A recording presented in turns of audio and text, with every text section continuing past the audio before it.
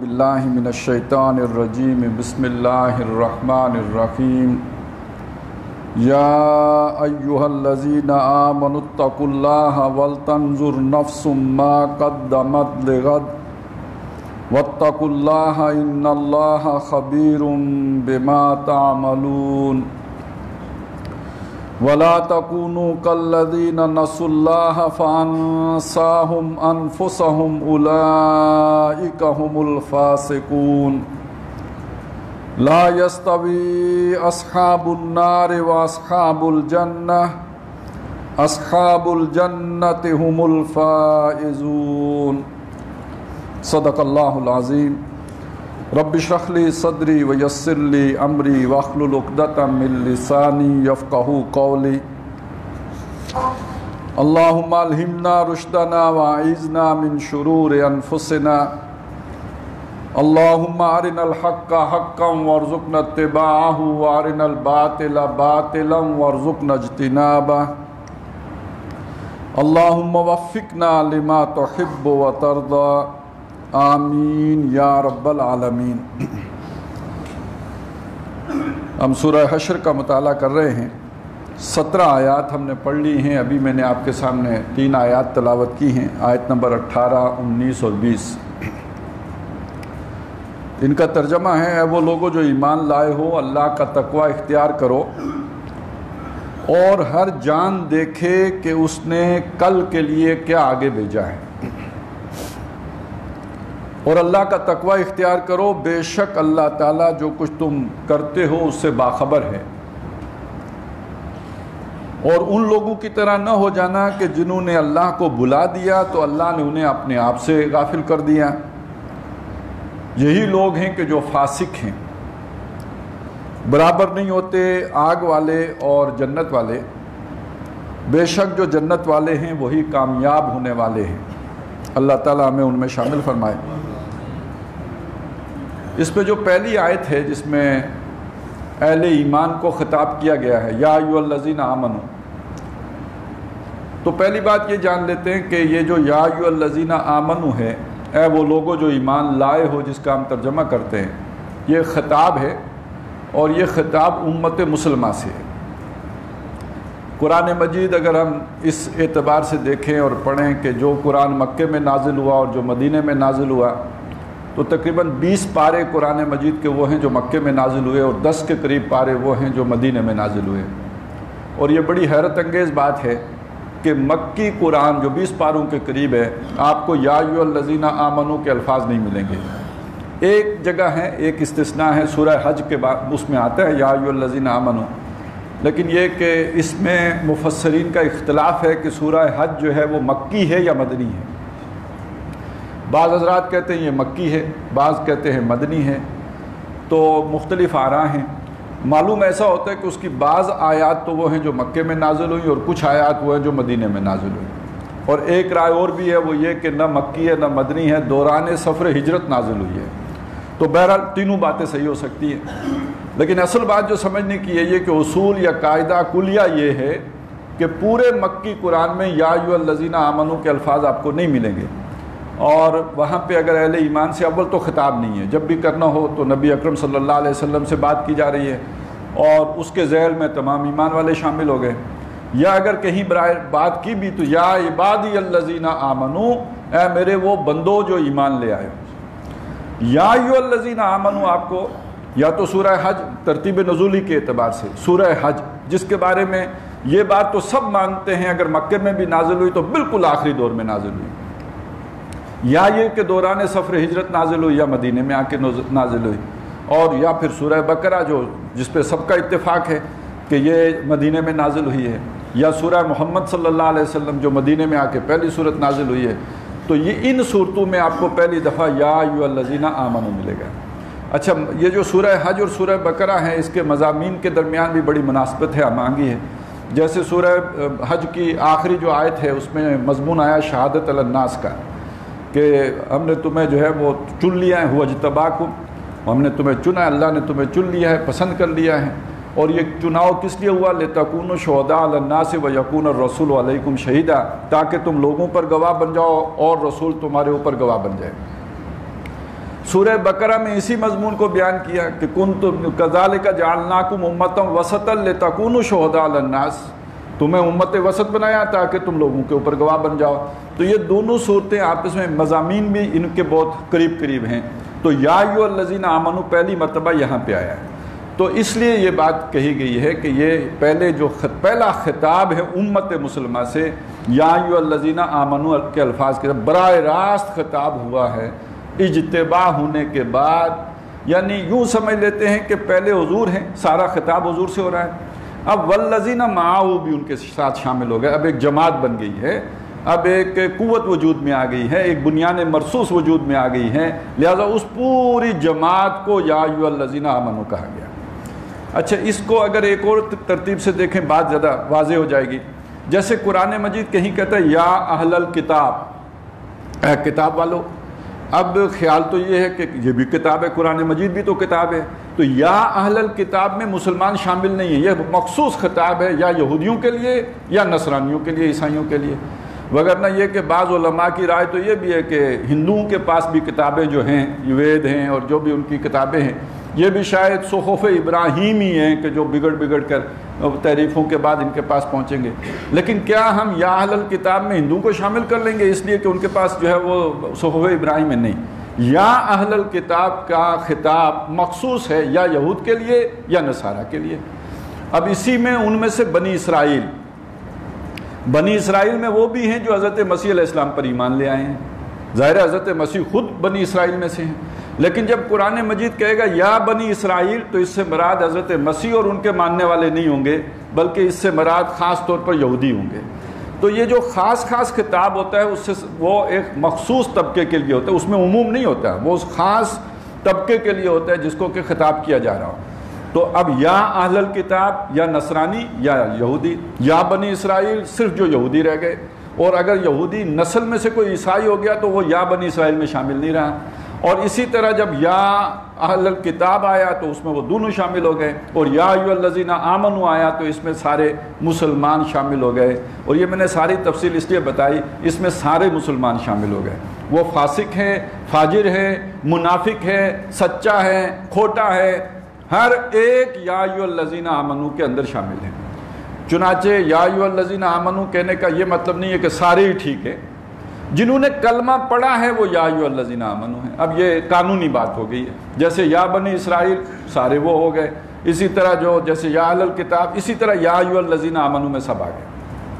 اب جس سیاق و سباق میں خاص طور پہ سورہ حشر میں یہ الفاظ آئے ہیں اس میں سمجھ لیجئے، یہاں پہ ہمارے سامنے 4 قسم کے کیٹیگریز آئی ہیں۔ ایک قسم وہ جو ہجرت کر کے آئے، ایمان والوں کی بات ہو رہی ہے۔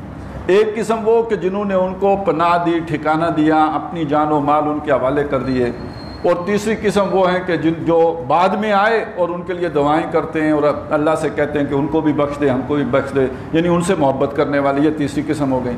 اسی میں ایک چوتھی قسم ہے جو بزدل ہیں، کم ہمت ہیں، جن کے جو دنیا کی محبت میں گرفتار ہیں، جو اس طرح قربانیاں نہیں دے سکتے جیسے وہ ہجرت کر کے آ گئے، جو اس طرح قربانی نہیں دے سکتے کہ جیسے اپنا سب کچھ دوسرے پر نچھاور کرنے کے لیے تیار ہو جائیں، یُؤْثِرُونَ عَلَىٰ أَنفُسِهِمْ وَلَوْ كَانَ بِهِمْ خَصَاصَةٌ، تو ان کے دلوں کے اندر ابھی کجی ہے، ٹیڑھ ہے۔ تو چوتھی قسم ان کی ہے جو دوسرے رکوع میں جن کا ذکر آیا، جنہیں عرف میں ہم منافقین کہتے ہیں۔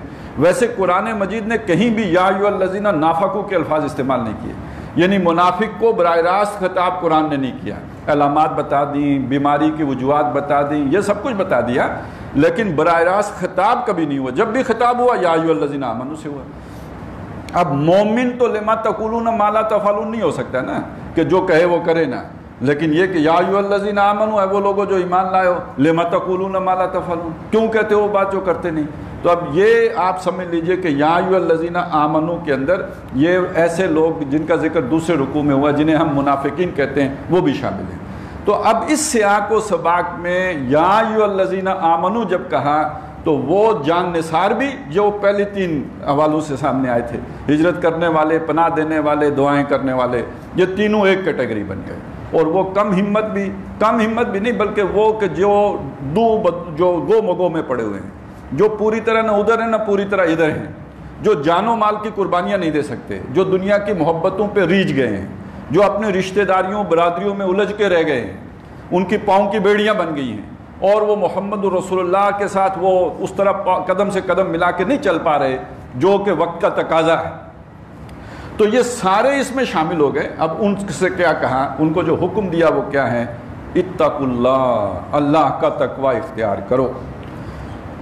اللہ کا تقوی, یہ تقوی کا جو لفظ ہے قرآن مجید میں بہت زیادہ بکثرت استعمال ہوا ہے. ویسے یہ بھی بڑی عجیب بات ہے, مکی قرآن میں کم اور مدنی قرآن میں زیادہ استعمال ہوا ہے. اس کی دو وجوہات ہیں.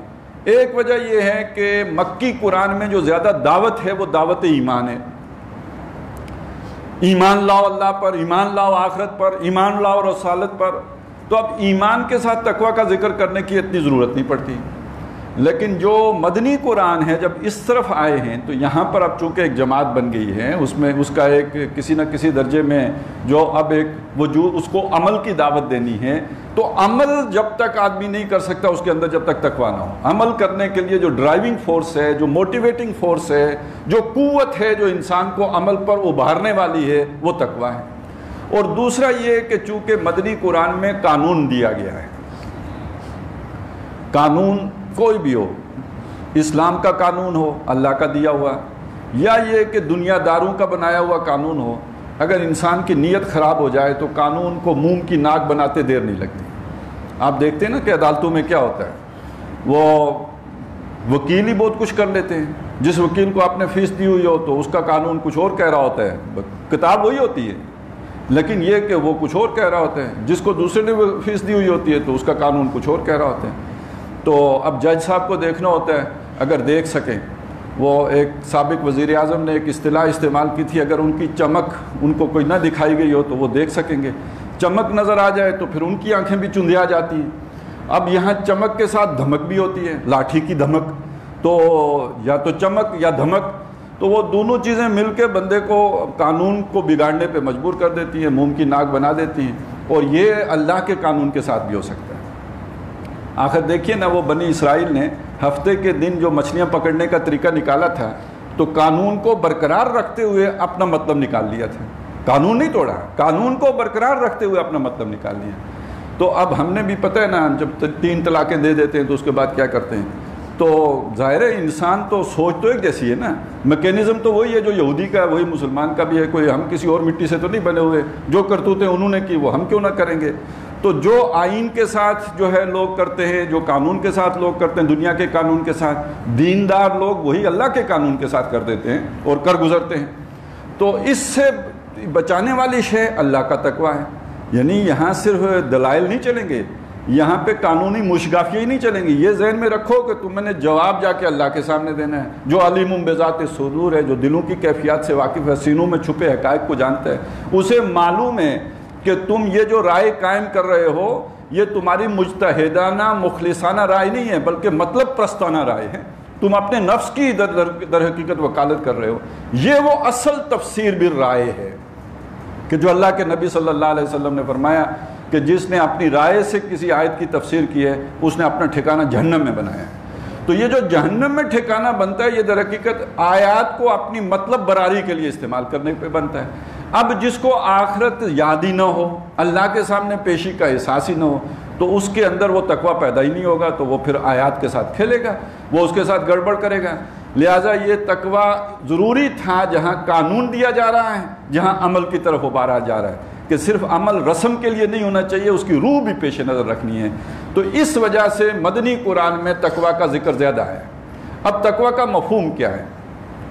عام طور پہ جب ہم ترجمے دیکھتے ہیں, وہ اردو کے ترجمے ہوں یا انگریزی کے ترجمے ہوں, اس میں جو محسوس یہ ایسا ہوتا ہے کہ جو تصور ابھر کے آتا ہے تو وہ ایک ڈر کا ترجمہ کیا گیا ہے, ڈرو, اللہ سے ڈرو. اچھا, ویسے تو مفہوم کے اعتبار سے یہ کوئی اتنا غلط ترجمہ نہیں ہے, ہم اس ترجمے کو غلط نہیں کہہ سکتے, مگر اس سے ایک غلط نتیجہ ضرور نکلتا ہے, اور وہ نتیجہ ہمارے دشمنوں نے نکالا. انہوں نے کہا بھائی, خاص طور پہ عیسائیوں نے, عیسائی مستشرقین نے, انہوں نے کہا کہ ہمارا خدا تو محبت کرنے والا ہے, حضرت مسیح کی تعلیمات محبت والی, ہمارا خدا محبت کرنے والا.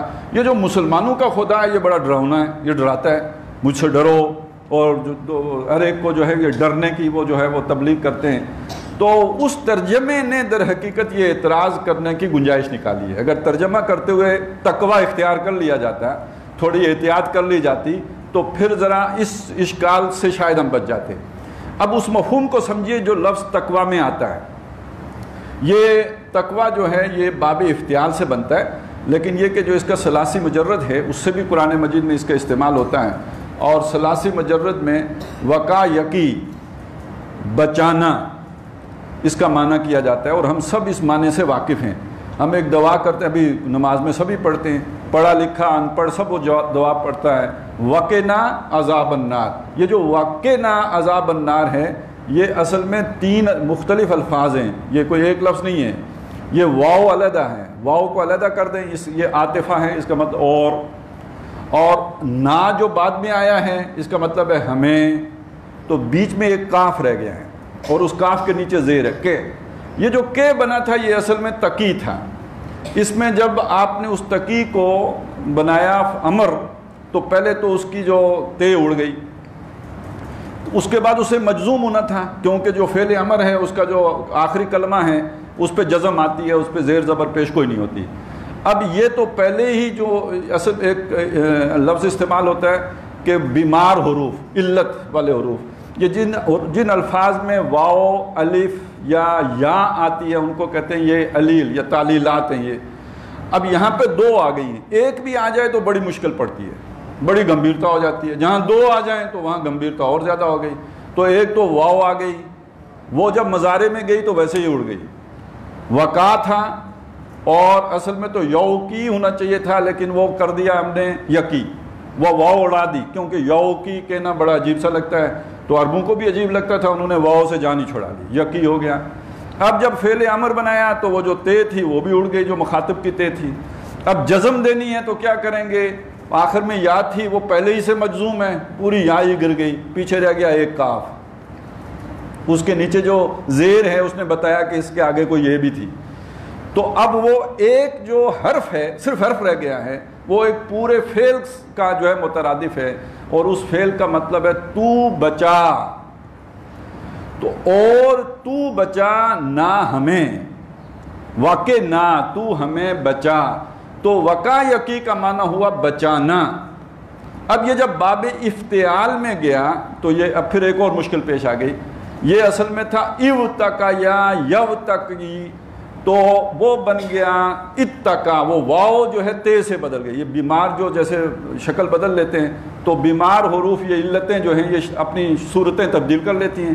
تو یہ اتقا اتقا ہو گیا، اس سے بنا متقی یا تقوی، یہ اس سے بنا. اب اس میں لازم کے معنی آ گئے اور جس کا مطلب ہوا بچنا، لفظی معنی ہو گیا بچنا. اب بچنے کے اندر جو کیفیت ہوتی ہے وہ کیا ہوتی ہے؟ وہ کیفیت ہوتی ہے احتیاط کی کیفیت ہوتی ہے، گرنے سے بچنا. آپ رستہ چل رہے ہیں، پھسلن ہے، آپ مری گئے ہوں، سردیوں میں کوہرا پڑا ہوا ہو، اب آپ کو کوئی کہے بچ، تو بچنے کا کیا مطلب ہوگا؟ وہاں پہ گرنے سے بچو. اسی طرح کہیں آپ راجہ بازار میں گھوم رہے ہوں اور پیچھے سے آواز آئے بچ، تو اس کا مطلب ریڑھی والا آ رہا ہے، اور ریڑھی والے کے تو کوئی سٹیئرنگ نہیں ہوتا گیا میں، تو وہاں بچ کا مطلب ہوتا ہے کہ اس گاڑی سے بچو. تو یہ ایک طرح کی احتیاط کے لیے ہے، بچنا اس معنی میں کہ نقصان اٹھانے سے بچو. اب جب یہ بچنے کا لفظ اللہ تعالیٰ کے ساتھ آیا تو اس کا کیا مطلب ہے؟ اللہ سے بچنا، کس یعنی اللہ سے کنی کترانا، اللہ سے اس طرح بچنا جیسے ہم ریڑھی سے بچتے ہیں. یہاں بچنے کا معنی ہوا کہ اللہ ایک شفیق ہستی ہے، ایک ودود ہستی ہے، مہربان ہستی ہے، رب العالمین ہے. اس نے ہمیں احسانات سے نوازا ہے، اس نے ہم پر بڑا کرم کیا ہے، اس کے فضل ہمارے اوپر بے پایاں ہے، اس نے ہم پر نعمتوں کی بے پایاں بارش کی ہے. ایک محسن ہستی، ایک منعم ہستی کہیں مجھ سے ناراض نہ ہو جائے، کہیں مجھ سے خفا نہ ہو جائے. یہ جیسے ہم باپ، ایک شریف النفس اولاد جو ہے، ظاہر ہے ایک نمک حرام قسم کے آدمی کو تو کوئی پرواہ نہیں ہوتی، لیکن یہ کہ جس کو اللہ نے شرافت مروت دی ہو تو کوئی ایسا بیٹا اپنے باپ کو ناراض کرنا پسند نہیں کرے گا. اس کا باپ ناراض ہو تو اسے رات کو نیند نہیں آئے گی کہ جس نے مجھے پالا پوسا. تو میں تو کہتا ہوں پالنا پوسنا کم بات ہے، پل پوستا آدمی جاتا ہی ہے جس نے ہمیں شناخت دی. باپ اگر وڈرا کر لے کہ میرا بیٹا نہیں ہے تو میرا خیال ہے لگ پتہ اسی سے جائے. کچھ نہ دیا ہو نا، کوئی نمک بھی نہ کھلایا ہو، پانی بھی نہ پلایا ہو، شناخت تو اسی نے دی ہے نا. فلانا کون فلانا؟ فلانے کا بیٹا فلانا. اب وہ جس کا بیٹا بنا ہوا ہے وہ کہے نہیں میرا بیٹا نہیں، تو کیا رہ جائے گا پیچھے؟ معلوم ہوا کہ ایک دم آدمی جو ہے اوج ثریا سے زمین پہ آ جائے گا. تو جس نے شناخت دی ہوئی ہے وہ مجھ سے ناراض نہ ہو جائے، وہ کہیں مجھ سے خفا نہ ہو جائے، اس کی ناراضگی مجھے جو ہے وہ بہت ہی جو تنگ کرے گی. تو وہ بچنا، یہ جیسے والدین کی نافرمانی یا والدین کی ناراضگی سے بچنا، ایسے ہی ایک رحیم شفیق ودود ہستی ناراض نہ ہو جائے، اس کی ناراضگی سے بچنا. اگرچہ کہ بہت تھوڑا سا فرق رہ جاتا ہے ڈرنے اور اس بچنے میں، لیکن یہ کہ بہرحال اپنی اسپرٹ کے اعتبار سے بہت بڑا فرق ہے. ڈرتا آدمی شیر سے ہے، ڈرتا آدمی جو ہے کسی بلا سے ہے، کسی خوفناک شے سے ہے. تو اللہ تعالیٰ ان میں سے تو کچھ بھی نہیں ہے. تو وہ ڈرنے کا حالانکہ ڈرنے کے لیے عربی زبان میں جو لفظ ہے وہ خوف ہے، وہ لفظ بھی استعمال ہوا ہے. وَلَا تَخَافُونَهُمْ وَخَافُونِي، ان سے مت ڈرو، مجھ سے ڈرو. لیکن وہ اس معنی میں ہے کہ ان کی جو جنگ سے نہ ڈرو، میرے عذاب سے ڈرو. وہ تو ڈرنے کا لفظ وہاں پہ صحیح آ گیا، خوف کا لفظ آ گیا. لیکن یہاں پہ جو اتقاء کے اندر جو لفظ ہے یا تقویٰ کے اندر جو معنی و مفہوم ہے وہ اللہ کو ناراض کرنے سے بچنا اس معنی میں ہے. یعنی اللہ کی نافرمانی سے بچنا، اس کی معصیت سے بچنا، اس کے احکام کو توڑنے سے بچنا. اسی لیے بہترین ترجمہ ایک وہ ہے جو ہم کرتے ہیں پرہیزگار، پرہیز کرنے والا. یہ ترجمہ بہت شاندار ہے اس لفظ کا، متقی کا بڑا بہترین ترجمہ پرہیزگار. کہ ایک آدمی پرہیز کر رہا ہے، پھونک پھونک کے قدم رکھ رہا ہے، سوچ سوچ کے چل رہا ہے، کرنے سے پہلے 20 دفعہ سوچتا ہے کہ اللہ کے سامنے جواب دینا اس کام کا. یہ پرہیز کر کے چلتا ہے، یہ پرہیزگار ہے، یہ بچ کے چلنے والا.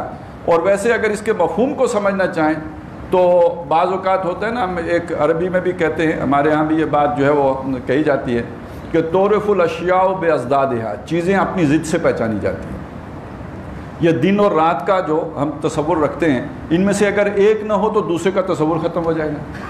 بالفرض رات ہو ہی نہ تو ہم دن کا کیا تصور رکھیں گے؟ وہ تو کوئی اس کے مقابل شے ہی نہیں ہے. تو یہ رات در حقیقت دن کو ممیز کر رہی ہوتی ہے اور دن رات کو ممیز کر رہا ہوتا ہے. تو اسی طرح چیزیں اپنی ضد سے پہچانی جاتی ہیں. ٹھنڈ کے نتیجے میں گرمی کا تصور ابھرے گا، گرمی کے نتیجے میں ٹھنڈ کا تصور واضح ہوگا. تو اب اس لفظ تقویٰ کا متضاد کیا ہے، اس کے برعکس کیفیت کا نام کیا ہے؟ تو سورۃ اللیل میں دونوں قسم کی کیفیات سامنے لائی گئی ہیں. ایک لفظ ہے تقویٰ، اس کے مقابل جو لفظ ہے وہ استغناء ہے. وہاں پہ جو مضمون باندھا گیا وہ یہ کہ تم جو انسان کو اللہ مختلف چیزیں اللہ نے دن اور رات پیدا کیے، اللہ نے عورت و مرد پیدا کیے، اللہ تعالیٰ نے یعنی چیزوں میں اختلاف ہے. اس سے نتیجہ کیا نکالا؟ ان سعیکم لشتی، تمہاری جد و جہد کے رخ بھی مختلف ہیں. جیسے دن اور رات میں فرق ہے، جیسے عورت و مرد میں فرق ہے، ایسے ہی بنی آدم کی جد و جہد بھی مختلف ہے. اب وہ دو مختلف روپ کیا ہیں انسان کے کردار کے؟ فَأَمَّا مَنْ آتَى وَاتَّقَى وَصَدَّقَ بِالْحُسْنَى، ایک روپ یہ ہے. اور دوسرا روپ کیا ہے؟ وَأَمَّا مَنْ بَخِلَ وَاسْتَغْنَى وَكَذَّبَ بِالْحُسْنَى. تین کے مقابلے میں تین ہیں. آتا، مال و دولت خرچ کرنا، اپنے ابنائے نو کی تکالیف کو رفع کرنے کی کوشش، یہ آتا ہے، عطا کرنا، عطا کرنے والا، داتا جس کو ہم اردو میں کہہ سکتے ہیں. تو دینے والا، عطا کرنے والا. فَأَمَّا مَنْ آتا، اس کے مقابل کیا لائے؟ ایک سخی ہے تو سخی کے مقابلے میں کنجوس ہوتا ہے نا، بخیل. فَأَمَّا مَنْ آتا وَأَمَّا مَنْ بَخِلَ، تو بالکل اس کا متضاد لے کے آ گئے. اب اس کے بعد دوسرا لفظ کیا ہے؟ فَأَمَّا مَنْ آتا وَاتَّقَى، جس نے تقویٰ کی روش اختیار کی. اب اس کے مقابل وہاں کیا لائے؟ وَاسْتَغْنَى. اب یہ غنی سے لفظ ہے. غنی اللہ کی ایک صفت ہے جس کا مطلب بے نیاز، بے پرواہ. مستغنی وہ شخص کے جسے کسی کی پرواہ نہیں ہو. تو ایک وہ شخص ہے جو احتیاط کرتا ہے، جو پھونک پھونک کے قدم رکھتا ہے. ایک بے پرواہ لاپرواہ آدمی ہے، اسے اکاؤنٹیبلٹی کا کوئی خیال ہی نہیں ہے کہ میں نے کبھی کسی کو جواب دینا بھی ہے. وہ بے فکرہ آدمی ہے، بے پرواہ آدمی ہے، لاپرواہ آدمی ہے. یہ استغناء ہے. تو گویا لاپرواہی کے مقابل جو لفظ ہوگا یا مفہوم ہوگا وہ ہوگا تقویٰ کا معنی، جس کا مطلب ہے محتاط آدمی، ایک جو کانشیس رہنے والا آدمی، سوچ سمجھ کر کام کرنے والا آدمی. اس کو آپ پرہیزگار آدمی کہیں گے، اس کو آپ متقی آدمی کہیں گے. ہمارا ایک تو تقویٰ کا معنی وہ ڈر والا پیدا ہوا، وہ بھی غلط. اور دوسرا جو معنی پیدا ہوا ہمارے ہاں کہ تقویٰ کا لفظ آتے ہی ایک خاص اولا ذہن میں دوڑ جاتا ہے اور وہ ایک خاص شکل و صورت وضع قطع ذہن میں آ جاتی ہے کہ ایسا آدمی متقی ہوتا ہے، اور پھر اسی میں بہت سارے جو ہیں وہ فریبی آ کے وہ روپ بھر کے ہمیں جو ہے پریشان بھی کر دیتے ہیں، دجل دے دیتے ہیں، فریب دے دیتے ہیں، دھوکہ دے دیتے ہیں، پھر ہم کانوں کو ہاتھ لگاتے ہیں کہ درویشی بھی عیاری ہے، سلطانی بھی عیاری۔ تو اصل میں ہمارا اپنا تصور تقوی ہی غلط ہے، اس لیے درویشی ہمیں عیاری لگتی ہے۔ تو اصل میں تقوی کا معنی وہ ہے ہی نہیں جو ہم سمجھے ہیں، تقوی کا معنی کچھ اور ہے۔ چنانچہ حضرت ابوبکر صدیق رضی اللہ تعالیٰ عنہ نے ایک دفعہ کسی اسی تصور کی نفی کرتے ہوئے فرمایا التقوی ہاں ہونا، تقوی تو یہاں ہوتا ہے بھائی۔ آپ نے اسے داڑھیوں میں ناپنا تولنا شروع کر دیا کہ بھائی اس کی داڑھی کی لمبائی اتنی ہے لہذا وہ متقی اتنا زیادہ ہے، یا آپ نے اس کے چوگے کو دیکھ کے سمجھا، یا اس کے جو جبہ کبا ہے اس کو دیکھ کے سمجھا، یا اس کی دستار کو آپ نے سمجھا کہ یہ تقوی ادھر اس نے باندھ کے رکھا ہوا ہے کافی بڑی ہے تو تقوی بھی موٹا ہوگا۔ تو ایسا کچھ نہیں ہے، التقوی ہاں ہونا، تقوی یہاں ہوتا ہے، ایک دل کی کیفیت کا نام ہے، ایک شخص ہے جو محتاط روی کی زندگی بسر کرتا ہے، یہ متقی شخص ہے۔ اب اس تقوی کا یہاں پہ حکم دیا گیا، اب اس جس سیاق و سباق میں دیا گیا اس میں سمجھتے ہیں، یہاں تک تو بات سمجھ میں آ گئی نا کہ تقوی کا معنی تو اصلاً یہ ہے۔ اب سیاق و سباق کیا ہے؟ کچھ لوگ ہیں جو دیوانہ وار محمد الرسول اللہ کی پکار پر لبیک نہیں کہتے، وہ سوچتے ہیں، وہ لپکتے نہیں ہیں، وہ دیکھتے ہیں، پہلے تیل دیکھتے ہیں، تیل کی دھار دیکھتے ہیں، وہ دیکھتے ہیں یہ کام کرنے میں فائدہ ہے کہ نقصان ہے، وہ یہ دیکھتے ہیں کہ زمینی حقائق کیا ہیں، اللہ رسول کی پکار ہے، برحق ہے، اپنی جگہ پہ ہیں، مگر میری بھی تو کچھ مجبوریاں ہیں، تو وہ اب وہ کرتے ہیں، اس کے بعد فیصلہ کرتے ہیں۔ ایسا کیوں ہوتا ہے؟ ایسا اس لیے ہوتا ہے کہ وہ ابھی دنیا کی محبت سے آزاد نہیں ہوئے، اس لیے کہ فائدہ نقصان جب آدمی دیکھتا ہے تو کس اعتبار سے دیکھے گا؟ یہ کام کرنے سے میرے کاروبار کو کوئی نقصان تو نہیں ہو جائے گا نا، انکم ٹیکس والے تنگ کرنے تو نہیں آ جائیں گے نا، یا یہ کہ وہ جیسے بلدیہ ٹاؤن کی فیکٹری میں آگ لگ گئی تھی، ظاہر ہے بدماش گروپ جہاں پہ بھی ہوتے ہیں مافیاز، اگر آپ کھری بات کریں گے تو آگ بھی لگ سکتی ہے کاروبار کو، تو کہیں میرے کاروبار کو آگ تو نہیں لگ جائے گی، کہیں میری دور ٹرانسفر تو نہیں ہو جائے گی، یہ جو اوپر کی آمدنی ہے کہیں چھوٹ تو نہیں جائے گی، تعلقات کہیں ٹوٹ تو نہیں جائیں گے۔ اب یہ ساری چیزیں ہیں جن کو دیکھ کے بندہ کہتا ہے میں چلوں یا نہ چلوں، پہلے یہ ذرا دیکھ تو لوں نا نقصان کیا ہے۔ تو نقصان کا مطلب کیا ہے؟ مال و دولت دنیا اور رشتہ و پیوند، اس کا نقصان نہ ہو جائے نا، وَنَقْصٍ مِّنَ الْأَمْوَالِ وَالْأَنفُسِ وَالثَّمَرَاتِ، اس کا نقصان ہے جس کا اندیشہ رہتا ہے۔ اب ایک بندہ یہ ہے کہ اس کا اندیشہ نہیں رکھتا، جو جاتا ہے جائے، بھاڑ میں جائے، میرے رب کی جو مرضی ہے وہ میں نے اسے پورا کرنا ہے، جتنا نقصان ہو جائے، میں تو اپنا سب کچھ اللہ کے لیے رسول کے لیے نچھاور کرنے کے لیے تیار ہوں۔ ایک آدمی کہتا ہے نہیں یار اتنا بھی نہیں ہوتا، اللہ بڑا غفور رحیم ہے، اور وہ کہتا ہے کہ ایسا نہیں، آدمی آگ میں چھلانگ نہیں لگاتا، وہ ابراہیم علیہ السلام نے لگا لی تھی، سب کی طرف سے ایک ہی دفعہ بہت ہے۔ تو اب یہ ہے کہ آپ ذرا دیکھ کے، اللہ نے آخر عقل بھی دی ہے، 2 آنکھیں بھی دی ہیں، 7 کان بھی دیے ہیں، اولاد کی ذمہ داریاں بھی ہیں، بیوی بچوں کی سب کی ذمہ داریاں ہیں، ماں باپ بوڑھے ہیں ان کی بھی ذمہ داریاں ہیں، یہ سب دیکھ کے چلنا ہوتا ہے، یہ فینیٹکس کا دین تو نہیں ہے۔ تو ایک آدمی وہ ہے۔ اب اس کو کہا گیا کہ خدا کے بندے اللہ سے ڈر۔ اب اللہ سے ڈر کا مطلب کیا ہے؟ دنیا والے ناراض ہو کے تیرا کیا بگاڑ لیں گے، اور اللہ ناراض ہو گیا تو ایک موٹی سی بات ہے، ہم سارے ٹل لگا لینا تو ایک ماں باپ کو بھی راضی نہیں کر سکتے، اللہ کی مرضی نہ ہو ہم جو مرضی خدمت کر لیں کوئی نہ کوئی ناراضگی کا سبب بنی جائے گا۔ تو رحیم و شفیق ماں باپ کو اگر میں اور آپ راضی کرنے کی قدرت نہیں رکھتے تو باس کو کیسے راضی کریں گے؟ وہ جس نے ACR لکھنی ہے اس کو میں کیسے راضی کر لوں گا؟ اور جس نے ٹرانسفر کرنا ہے اس کو میں ہو سکتا ہے کسی غلط فہمی سے ناراض ہو کے ٹرانسفر کر دے۔ تو اللہ سے ڈرو کا مطلب اب پھر یہاں پہ یہ ہوا کہ اپنے دنیا کے مفادات کو دیکھتے ہوئے اپنے دین کی پکار کو پیٹھ کے پیچھے نہ پھینکو۔ یہ جو تم جا کے یہودیوں سے دوستیاں گانٹ رہے ہو اور محمد الرسول اللہ کو جو ہے وہ ان کو اہمیت نہیں دے رہے، اور انہیں کہتے ہو ہم تمہارے ساتھ نکلیں گے اگر تمہیں نکالا گیا، کیوں بھائی؟ اس لیے کہ تمہارے مفادات ان کے ساتھ جڑ گئے ہیں۔ تو خدا کا خوف کرو، خدا سے ڈرو۔ اب یہ دیکھیے کتنا ریلیونٹ ہو گیا، وگرنہ یہ کہ اس کو بس ایک علیحدہ آیت سمجھ کے معلوم ہوتا ہے پتہ نہیں کسی نے کیوں کہہ دی یہ بات۔ قرآن مجید بڑا مربوط کلام ہے، البتہ یہ کہ اسے بہرحال جوڑنا پڑتا، اللہ نے جوڑ کے نہیں دیا، جوڑ کے دیتا تو پھر اتنی موٹی موٹی کتابیں ہو جاتی ہیں آپ اور میں دیکھ کے پھر ڈر ہی جاتے کہ اس کو پڑھے گا کون۔ پھر یہ کہ سارا جوڑ کے دے دیتا تو ہمیں عقل کائے کو دی تھی؟ اللہ چاہتا ہے کہ وہ نتائج ہم خود نکالیں، فل ان دی بلینکس ہم خود کریں، تاکہ اس کے نتیجے میں ہمارے نتائج فکری ہوں، ہمیں خوشی ہو کہ یہ ہم نے برآمد کر لیا، یہاں بٹوین دا لائن موجود تھا، ہم نے تلاش کر لیا، ہم نے نکال لیا، اس کا ایک خوشی حاصل ہوگی۔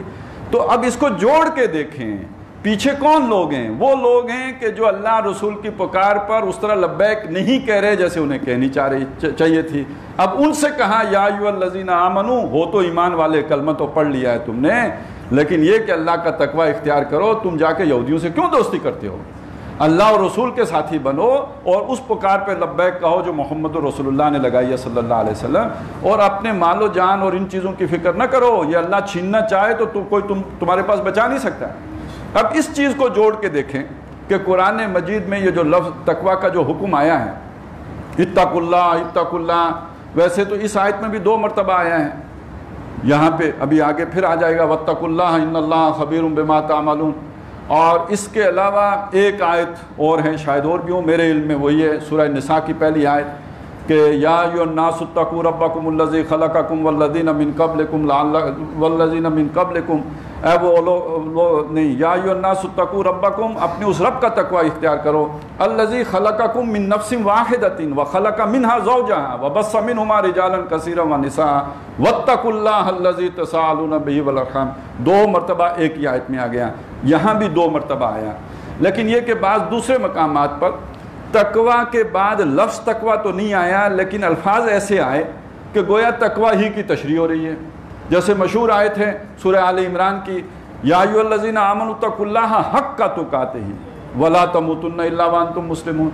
اب اللہ کا تقوی اختیار کرو جتنا اس کا حق ہے، اور ہرگز نہ مرنا مگر حالت فرما برداری میں۔ تو یہ در حقیقت اسی تقوی کی تشریح ہے، یہاں واو کو آپ تفسیریہ مانیں، یعنی تقوی کی تفسیر ہو رہی ہے۔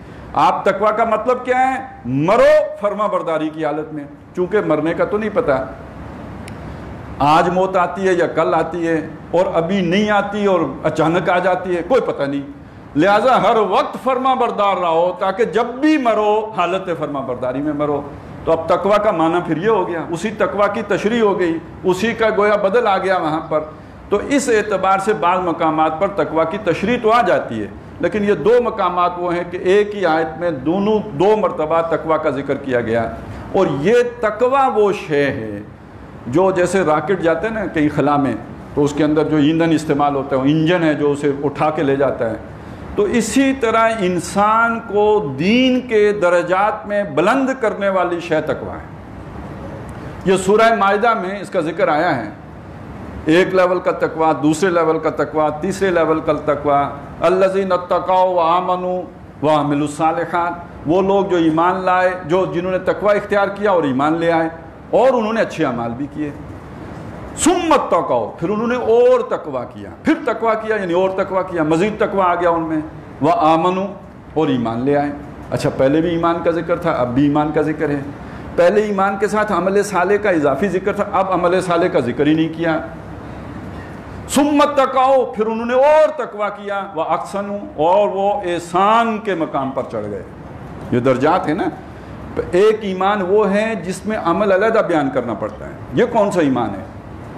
جب ہمارے قول ہو نا لا الہ الا اللہ محمد رسول اللہ، اب ہمیں نماز پڑھنے کے لیے خارج سے علیحدہ زور لگانا پڑے گا، روزہ رکھنے کے لیے علیحدہ سے دباؤ آئے گا ایکسٹرنل تو رکھیں گے، یہ اپنے اوپر ایک اضافی مشقت کریں گے تو روزہ بھی رکھا جائے گا، نماز بھی پڑھی جائے گی، سچ بھی بولا جائے گا، جھوٹ سے بھی بچا جائے گا، وغیرہ وغیرہ۔ ایک ایمان اس سے اگلا ہے جو دل میں اتر گیا ہو، تصدیق قلبی حاصل ہو گئی ہو، اس ایمان کے ساتھ عمل کو علیحدہ بیان کرنے کی ضرورت ہی نہیں ہے، یہاں آ کے لازم و ملزوم ہو جاتے ہیں۔ جیسے کہا نا لا یزنی زانی حین یزنی وہو مومن ولا یسرق سارق حین یسرق وہو مومن۔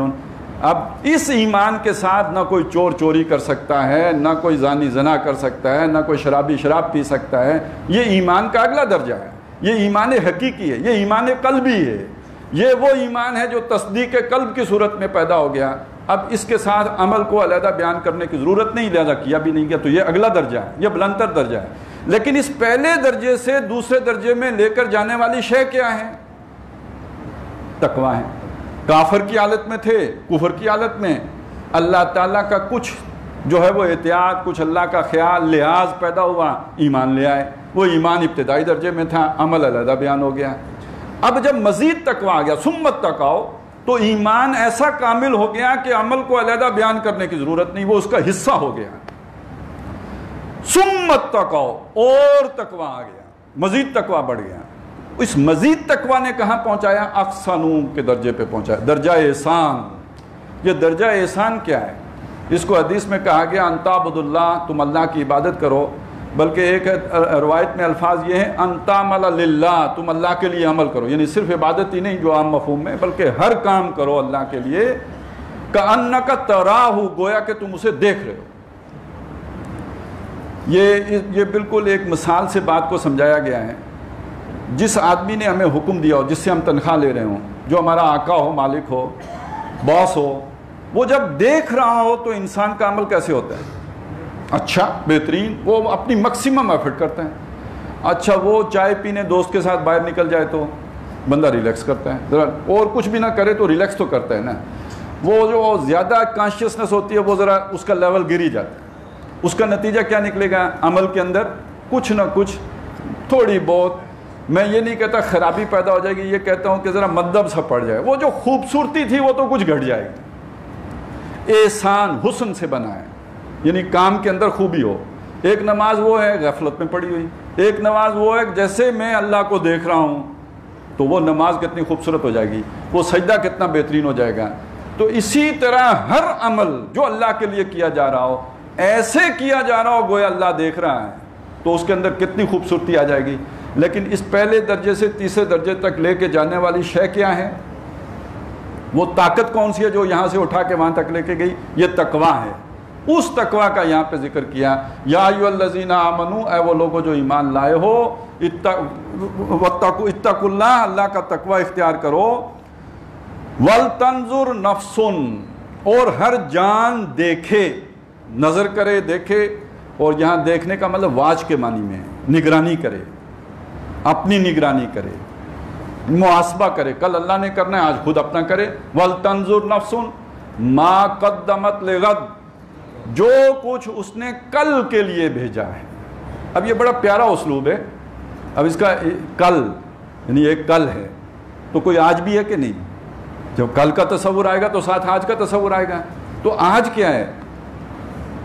جمعے کا دن نہیں ہے یہ آج. یہاں آج کا معنی ہوگا پیدائش سے لے کے موت تک کا درمیانہ دورانیہ جو ہے یہ آج ہے. بلکہ اگر تھوڑا سا ہم اسے اور بڑھا لیں، آدم علیہ السلام سے قیامت تک آج ہے. اس لیے کہ جو آج میں نے عمل کیا ہے دنیا میں تو رہ جائے گا، میں نہیں بھی رہوں گا، میرا آج کنٹینیو کرے گا.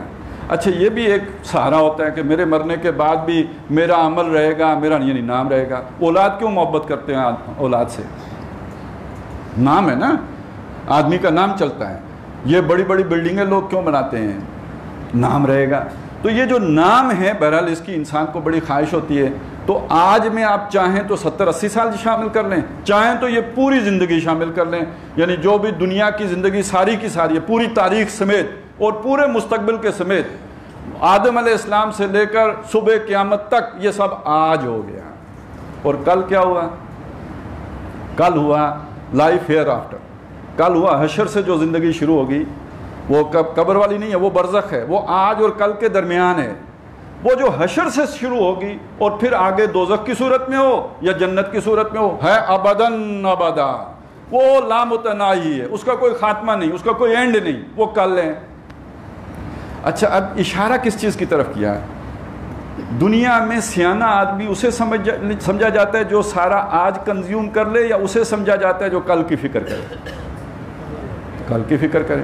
ایک تحقیق ہوئی تھی، وہ کوئی شاید نیٹ پہ اس کی ساری معلومات بھی موجود ہیں. 50 سال پہلے امریکہ میں چھوٹے بچوں کو لیا اور ایک ایک کمرے میں رکھ کر ان کے سامنے جو ان کی پسندیدہ چاکلیٹ تھی ایک رکھی گئی، اور کہا گیا کہ آپ چاہیں تو ابھی کھا لیں، اور اگر آپ کچھ دیر صبر کریں تو جب میں دوبارہ واپس آؤں گا تو آپ کو ایک اور دوں گا، پھر آپ 2 کھائیے گا.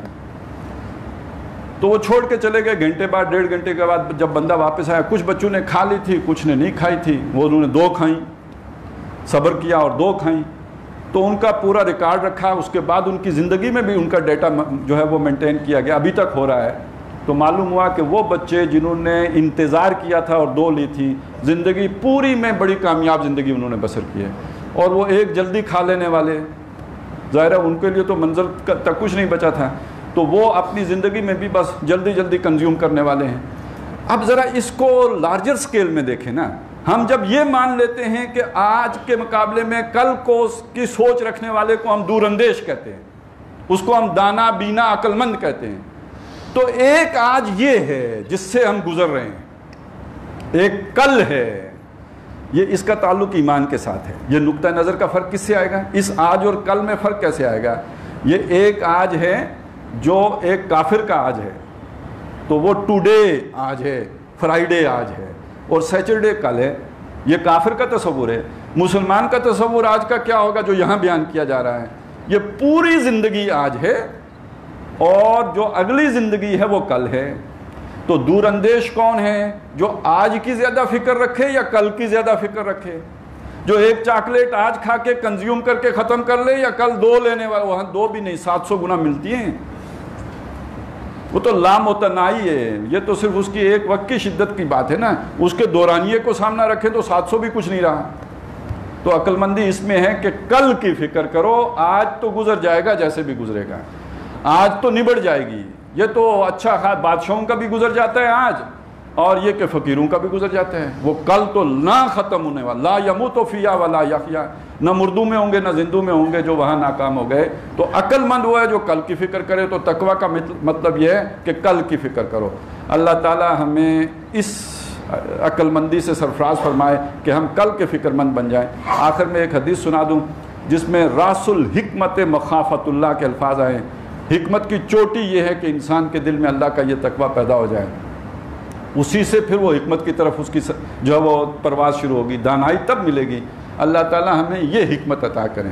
ایک دنیاوی حکمت ہوتی ہے آج تک محدود حکمت، وہ ان کو ہم سیانے لوگ کہتے ہیں، وہ سیانے ہوتے نہیں ہیں، وہ ورلڈلی وائز لوگ ہوتے ہیں۔